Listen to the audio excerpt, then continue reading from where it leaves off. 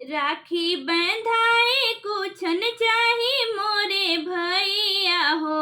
राखी बंधाए कुछ न चाही मोरे भैया हो।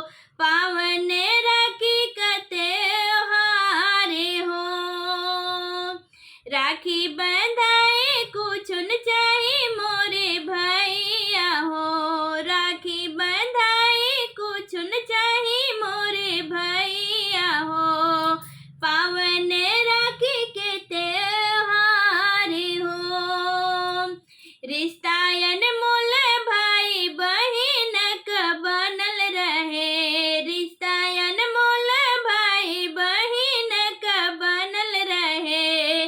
खुश रहे पूरा परिवार हो। खुश रहे पूरा परिवार हो।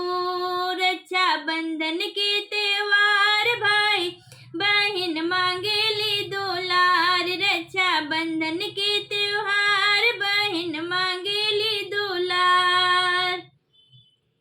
भैया के राखी बंधल बड़ी सौभाग्य बा हो। भैया के राखी बंधल बड़ी सौभाग्य बा।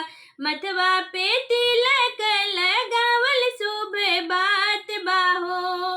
मथवा पे तिलक लगावल शुभ बात बा।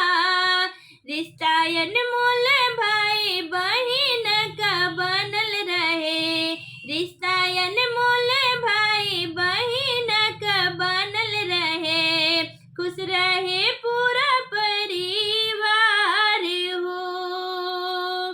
राखी है रेशम के तार हर भाई के बा श्रृंगार। राखी है रेशम के तार सब भाई के बा श्रृंगार।